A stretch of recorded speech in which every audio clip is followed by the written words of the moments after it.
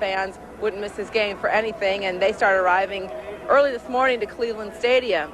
Owner Art Modell once again will not be here, and security will be tight, as it has been since Modell announced that he's moving the team to Baltimore. We've had very few instances of any kind of rowdiness. We haven't had any outbreaks in the stadium, and we're just very pleased and encouraged by that. We are prepared for any contingency. We'll have more officers outside the stadium, inside the stadium. We've been very pleased with the fan response. They've been very courteous. We encourage them to come, enjoy the day, and have a good time. It's like a funeral, but hopefully this ain't the last game. It ain't over with yet. You know, if not, I put the dog shit up, burn it or whatever. You know, root for Baltimore, wherever they go. You know, it's rough. You did this so long, and then now it's over. You know, that's the bad part about it. That's right. Put a little teardrop shit everywhere. We're with the players as long as they're here in Cleveland. We become friends with them, you know, just by talking to them. Now we won't be able to do that. It's like a friendship ended, and, you know, it just goes. You know, it's hard to describe. It's not over. Second team, the Cincinnati Bengals. The season has become a nightmare, but it's nothing compared to the hurt felt by all football fans, not just Browns fans. Money talks, the Browns are walking, perhaps. Andrea Kramer is live in what must be a sea of emotion at Cleveland Stadium. And Andrea, what's the mood in the stadium this morning? Chris, right now it's almost quiet. It's a bit eerie, although some of the old Browns players that you talked about, Lou the Toe Groza, he's outside in the parking lot. Brian Sipe will be there today. They will restrict the number of former Browns that are permitted on the sidelines for security purposes. There are right now 18,000 tickets unsold, but there will be plenty of security. Plainclothesmen, riot police, SWAT teams just roaming the entire stadium, especially making sure that no one tries to take home any souvenirs like any chairs that are out there. As for the tickets, they will not be torn today. They will be embossed for commemorative purposes. The teams themselves, the Bengals will be introduced as usual, but the Browns will come out of their dugout as a team, no individual introductions. Then they'll run down here, a few of them. They'll greet some fans in the legendary dog pound, shake some hands, some high fives, and then hopefully, Chris, the game will get on without any hitches.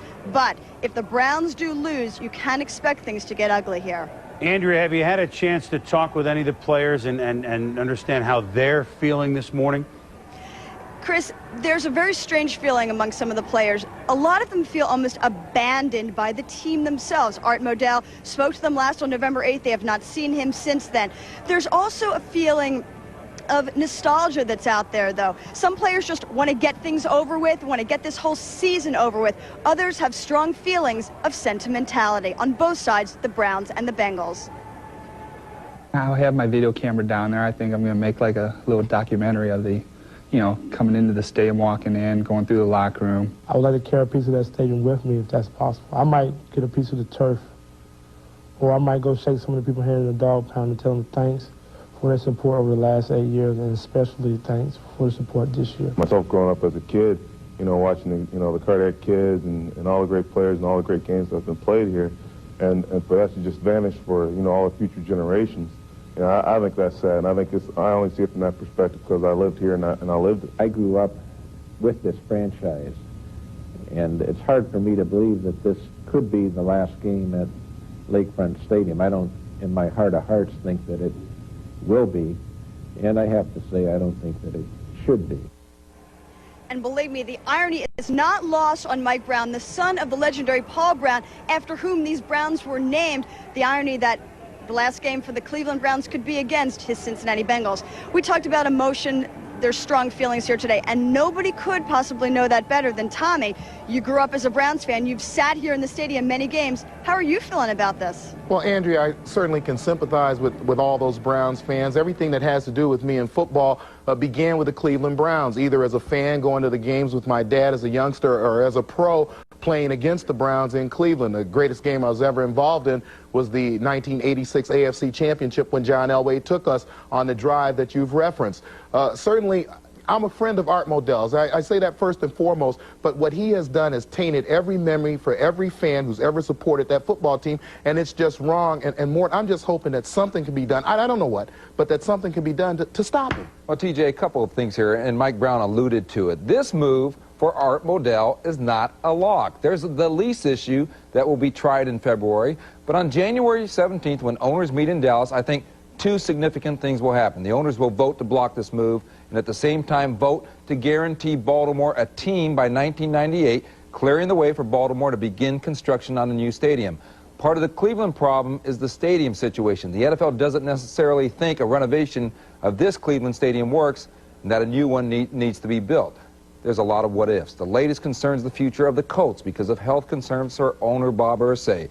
The Colts now become one of the candidates to move back to Baltimore. Now, that's a rather dramatic scenario. The Browns staying in Cleveland, the Colts return to Baltimore. It's a lot of talk, a lot of dreams.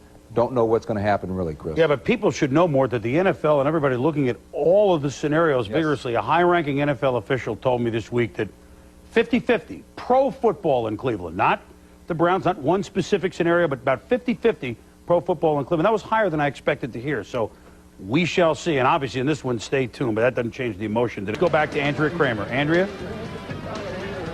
Thank you very much, Chris. Along with Hall of Famer Jim Brown, I just joked with them they're going to change his name legally to that. You have decided that you will not be joining the Browns in Baltimore. Why, and does that reflect how strong feelings you have for this idea of a move? Well, I'm not a Baltimore Brown. I don't even know if they're going to be Baltimore Browns. It might be a different name. But I don't know. I wouldn't be there under any circumstances. But I haven't been invited. And my work here is finished anyway. I'm going to work in the city of Cleveland with my program where I can. And wish Art Modell and everybody else good luck in Baltimore. Whose quote-unquote fault is it that it's coming to this? Is it Art Modell? Is it the city of Cleveland? What are your thoughts on that? There are many contributing factors. I don't blame any particular person. Of course, Art made the decision, but I think if the politicians here in the state would have really communicated with him, that this could have been avoided. I really do. Jim, what are your emotions today as you will stand on the sidelines for possibly the last time? Well, I'm not an emotional person. I run an organization. I have a family. I have to really look at the emotions of the fans, and I'm going to see what's going to happen. I know they're going to feel pretty deeply about it, and I'm going to feel deeply about them. But as far as I'm concerned, I'll always be a Cleveland Brown. I'll always love the fact that I played here, and I love the fans here. Very quickly to wrap up, do you have a feeling of what the team thinks about this? I know there's a lot of uncertainty for them. Have you talked to any players about this, get a sense of how they feel? Well, among the coaches and the players, there's a real desperate kind of a feeling.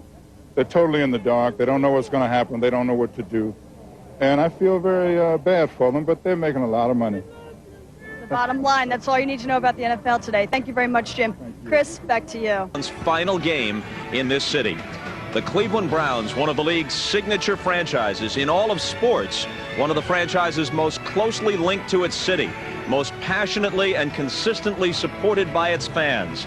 Fans who today, with a mixture of sadness, anger, and resignation, arrive more to mark an occasion than to watch an otherwise meaningless football game between the Browns and the Cincinnati Bengals. The Browns are a team of legend, the team of Paul Brown, the team of Marion Motley and Otto Graham, and of course of Jim Brown. The team of shared memory for Clevelanders of several generations. Ryan to Collins for the championship in 1964. The cold heartbreak of Brian Sipes' 1980 team. And the teams who later that decade 3 times came within a game of the Super Bowl. It may have been temporarily painful, but it was shared pain. It was part of what it meant to be from Cleveland. Now that team, if its owner has his way, will be gone. Joined by Jim Brown, the all-time great running back for the Cleveland Browns. Jim, you have been rather unemotional until you arrived today. What are your emotions now? Well, of course, you know, this is what the game is about. You know, the fans, the people. It's a very difficult day. You know, if this is the last game, it's emotional. I'm going to keep mine inside. But for the fans, I think it's a terrible day. Jim, we appreciate you joining us. We're sorry we're so short with our time. Thank you very much. Let's go back upstairs to Bob Costas. Last 8 or 9 weeks, they're completely flat. Testaverde throws far side. And Michael Jackson. Nelson has his first reception of the ball game. Corey Sawyer had the coverage.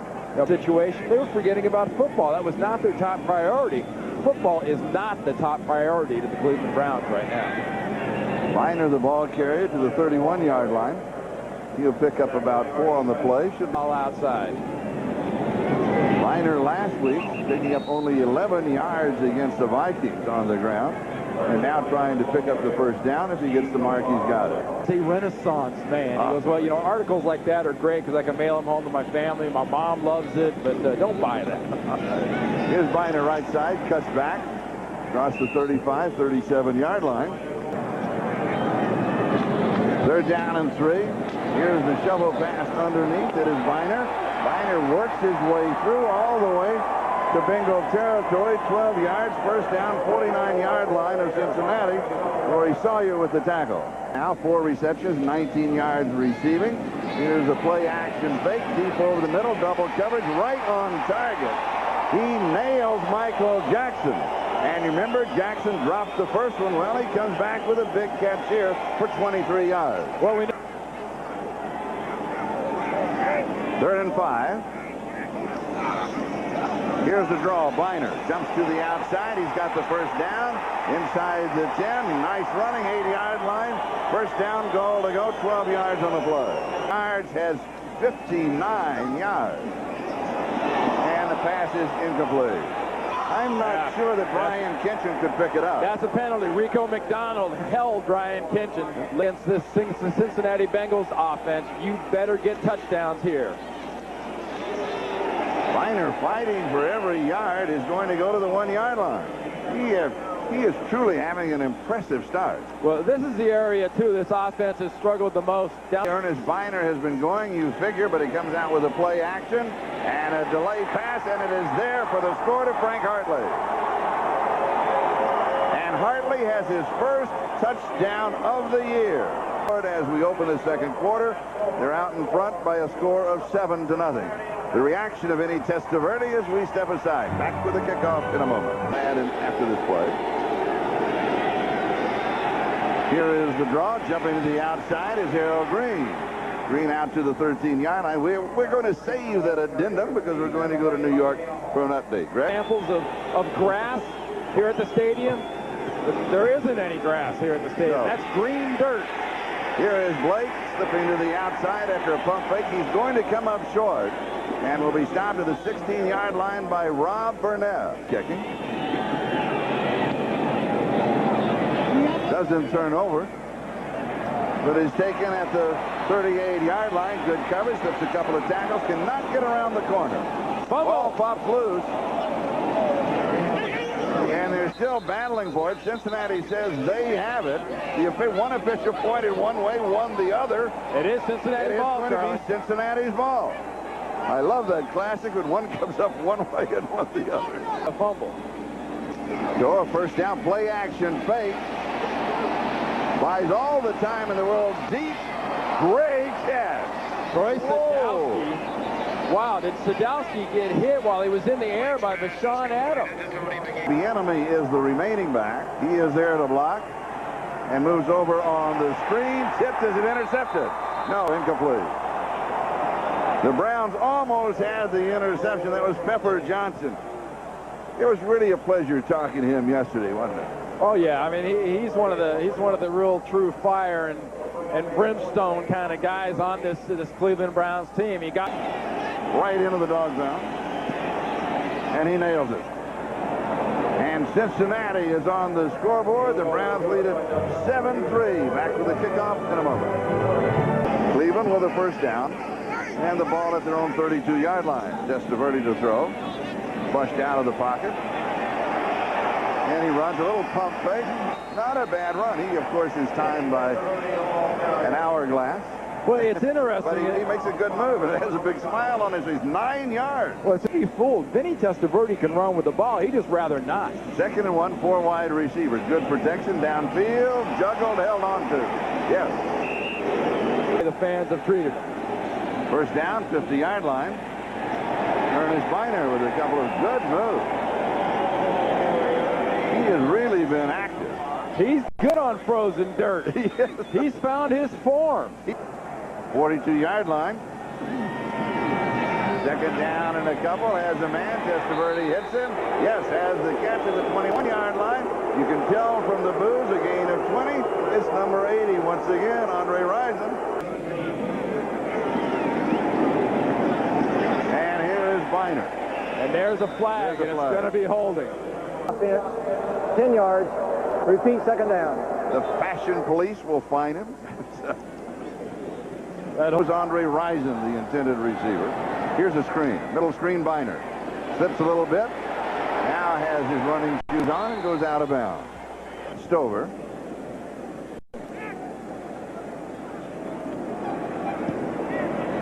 And this is going to be there. Yes, 37 yards away.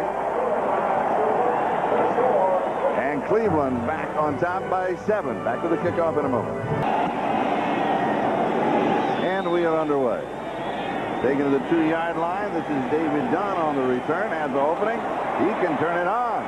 Little 360 move out across the 40, 45, 47-yard line. About 45 yards on the kickoff return. And Bashawn Adams finally got him. Record for Matt Stover on field goals. That's the sad thing about this year offensively for Cleveland is the highlight has been the kicker's production. And here's a highlight for the Cincinnati Bengals, and that is Jeff Blake throwing.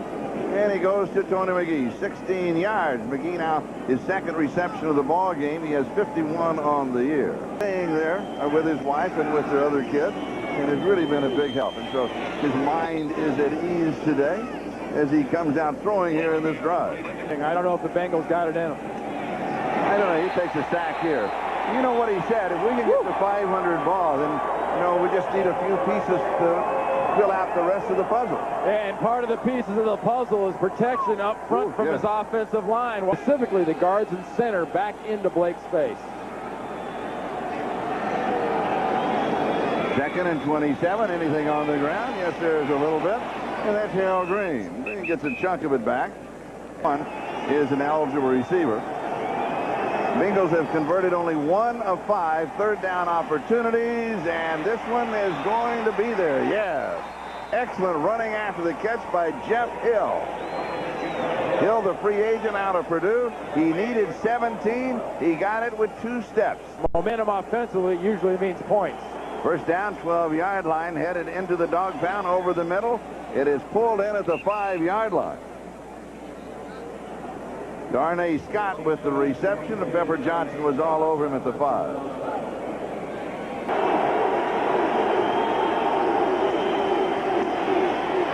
Looking again over the middle. Tipped incomplete. It is broken up. Get it through the slots in the picket fence. Stephon Moore gets it. 22-yard field goal attempt by Doug Pelfrey, and it's blocked.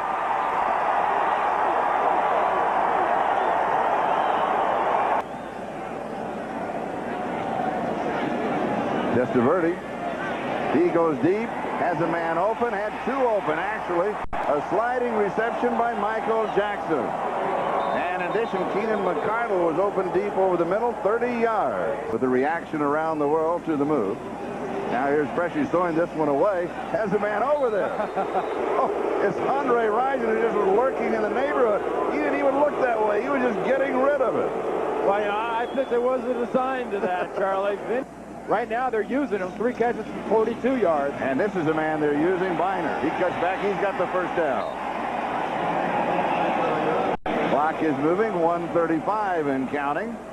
Cleveland with 2 timeouts remaining in the first half. Now, this is the offensive mix I think people expected to see more of out of the Cleveland Browns this year. A quick hitch up top would work the Rison.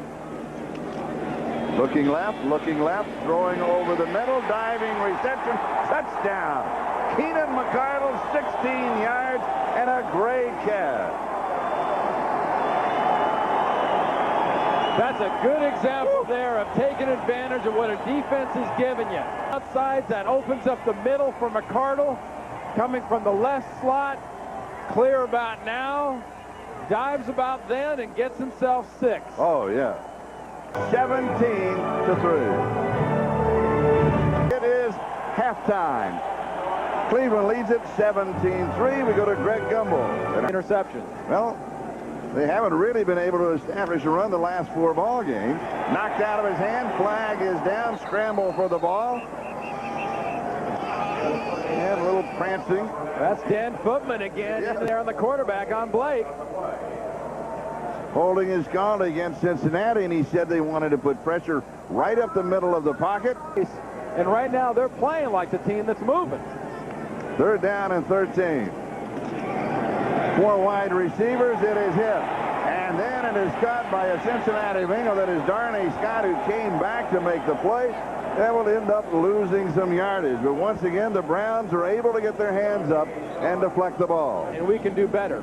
If you let that die, you're opening yourself up for a whole lot of trouble as far as people being out of work.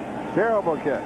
Short, taken by Keenan McCardle at the 44-yard line. Cleveland with pretty good field position, only 30 yards on the punt. Back on a regular store-bought mannequin. He's going to go to a big and tall man's shop for a mannequin. Over the middle, pass is complete to Harold Bishop. Only his 14th reception of the year, and he picks up 17 yards. First down, 35-yard line. Here's Ricky Powers. Powers with his 2nd carry of the ball game. This one good for 9 yards. Down and short. And here's Powers again, and he's going to pick up the first down at the 24-yard line. R.D. Smith makes the tackle for Cincinnati. Oh, get your wide receiver boot. 3rd down and 10. Life's not fair. It never has been. Down the sideline, come back, and it's going to be incomplete. Well, I mean, he almost like Vinny felt like he owed him one, so he had to try to throw one. This will be his 27th of the year, and he's got it. From 47 yards away, the Browns add 3 more. As we step aside, they lead it 20-3, back with a kickoff. Makes the tackle, 18 yards on the return. Michael Brown, well, that's official, but he's Mike to everybody. Wears the same kind of hat as his dad. His dad was quite a man. I really enjoyed his company. First time I ever played golf with him, of course, he started so many things. The messenger service was one, and he was always the coach. And we played golf, and he clubbed everybody in the foursome. This is a 7-iron. Hit it. Okay, yes, sir.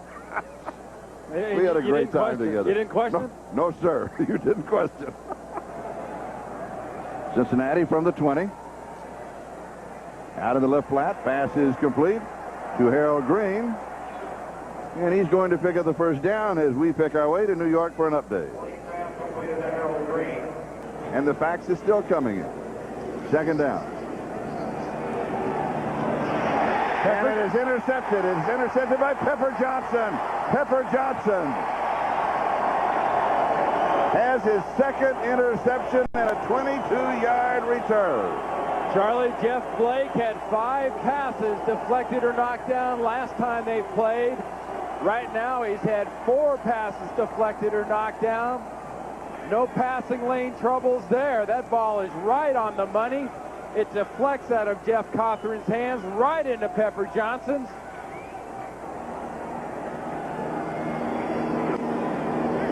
Viner's next carry, by the way, will be his 20th. He has rushed for 19. Now they go to the air. Do they get in? No, not quite. Keenan McCardle is stopped by John Copeland. And Charlie, guess where they settled Keenan McCardle in, and Vinny Testaverde delivers them that ball. The shovels of dirt on the Cincinnati Bengals here today, but they just can't quite get it in there. This is pure push and run. And it may be a quarterback sneak here. No, he's going to throw. Sets up, fires, and it's knocked away. Roger Jones makes the play. McCardle, the intended receiver. What? So 3 times Cincinnati turns Cleveland back, and they'll go with a field goal attempt. Fourth down, but get 6. 19-yard field goal attempt is good for 3. So Matt Stover now is 3 for 3. And the Browns lead it 23-3. With just over 6.5 left to go here in the 3rd quarter. And the Browns up by 20 points, 23-3. Cincinnati just trying to get some semblance of an offense working here in the 2nd half. And it is Harold Green. Dana Hall with the tackle for Cleveland. You know,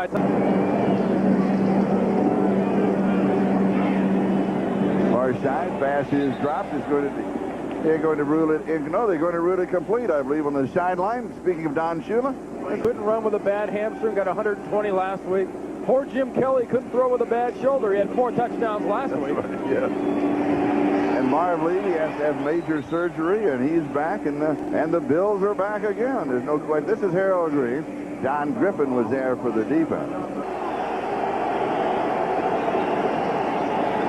This is the option, and the pitch, and fumbled and dribbled, and then across and out of bounds.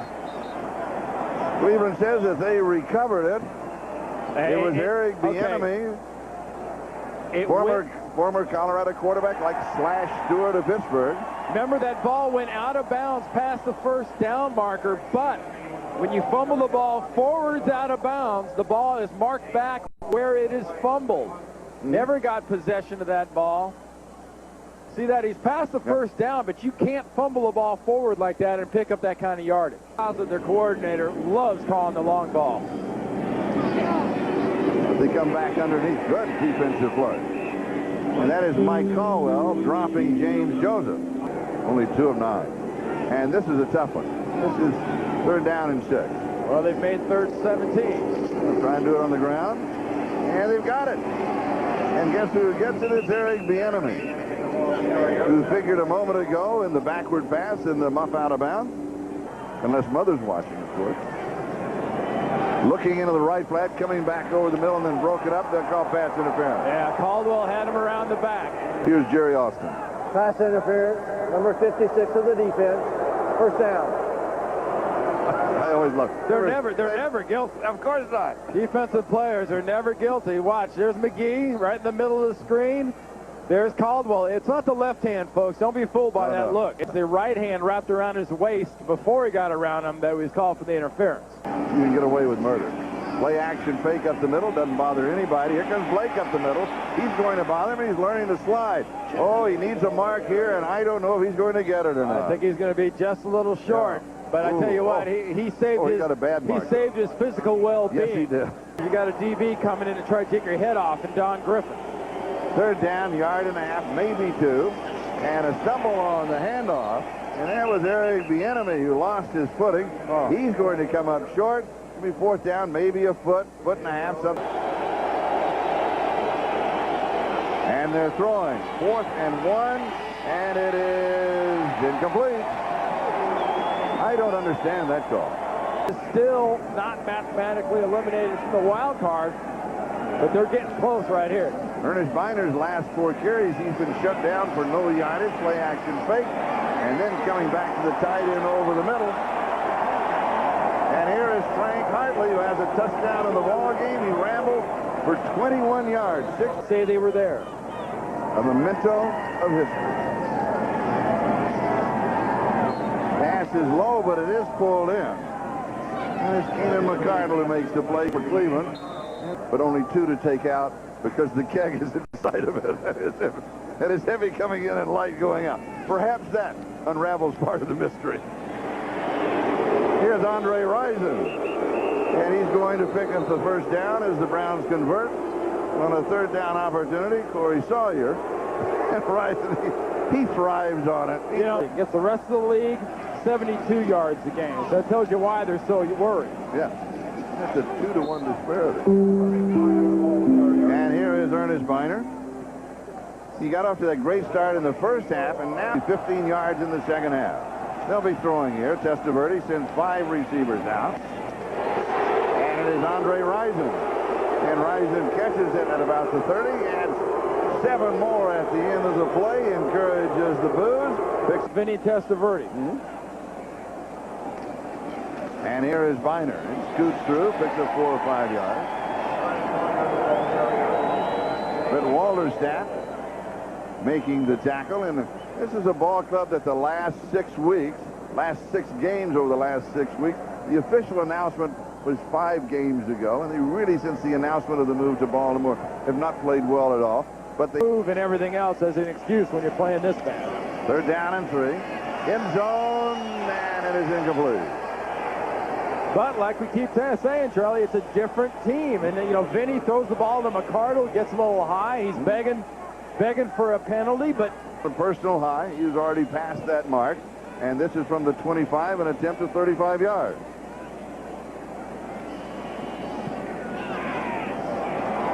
And he has got it from 35 yards away. Stover, 404, 26-3. Browns back to the kickoff. Go down. So check your local listings for the game in your area. Good reception, reaching up and pulling it down is 6'2" Carl Pickens, and he has 12 yards and a first down for the Cincinnati Bengals. Over. It's cold. It hurts your bones.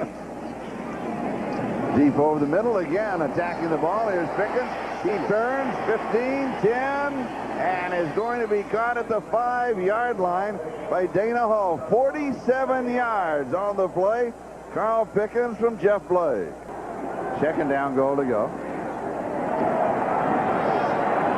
Throwing it back right at the goal line and not in. The crowd, 55,875 with over 10,000 no-shows, and that's a pretty good crowd. They expected more no-shows, and we'll take another look. Now watch Pickens come in. You saw Dana Hall comes right in there, catches him on the left shoulder side of the head.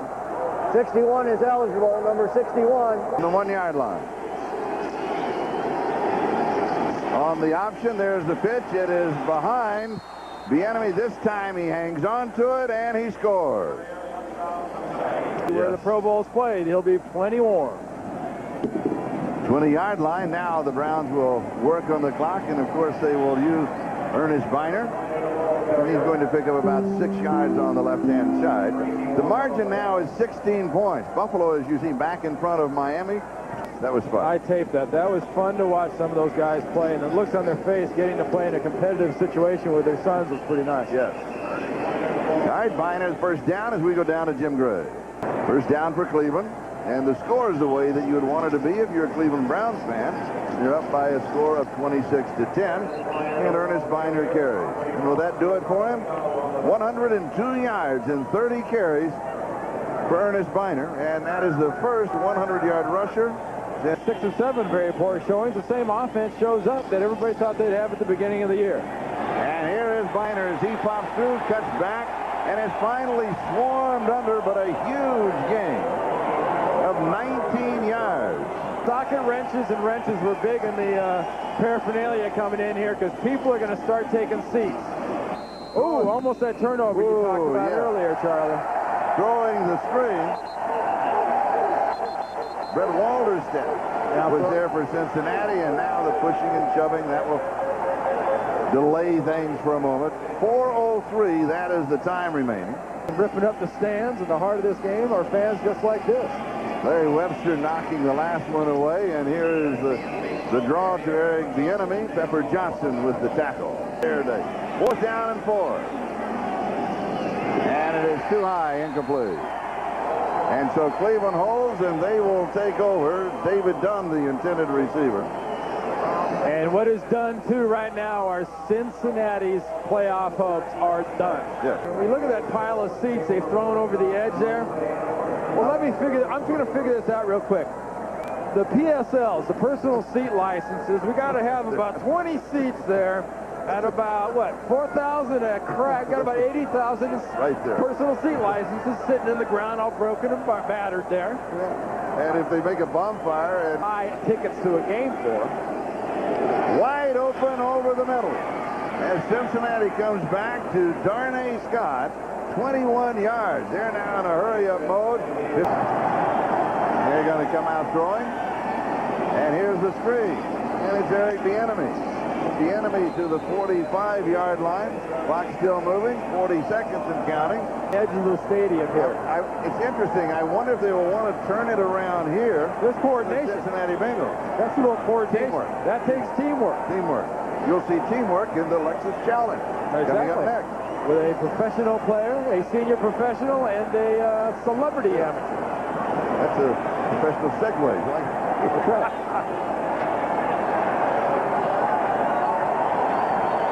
See, I've been in this stadium. I mean, they are going to turn it around. They're going to turn it around again, yeah. Charlie, I first came here, like 18 years ago, in '77. It was a dump in '77. It's a dump now. But, you know, I came to a baseball game here 2 years ago. Third down and a yard, 30 seconds. Far side, you need to get out of bounds, and you do. And that, of course, is David Dunn, the rookie from Fresno State. Jim Brown looking on to what could well be the final game here at Cleveland Stadium. He said if the ball club does move, he will not be a part of it anymore. There's a guy who definitely want to say, you know, sort of a penny for your thoughts right now. It's just been a good performance by Cleveland here. Cincinnati just came in and really played terribly, and Cleveland had a good game plan and executed it perfectly. Pass over the middle is complete to David Dunn. May take the countdown because they will not get another playoff. And Jeff Blake's streak of 21 games with a touchdown pass is snapped. Randy Cross and Charlie Jones, it has been our pleasure to cover what could well be the final game here at Cleveland Stadium with the score 26-10 Cleveland Browns. And now let's go next door to Bob Costas. Bob? All right, Charlie, as you said, it might well be the final Browns home game. As everyone is aware, there are a lot of potential scenarios, including this very franchise remaining here, or another franchise soon arriving to fill the void if Art Modell succeeds in taking them in the near future or immediate future off to Baltimore. But in any case, this represents the closing of a chapter of some kind. And so, not just for this day or for this season, but for this era, from all of us at NBC Sports, a salute to what the Cleveland Browns have been and to the fans who have supported them so well for so long.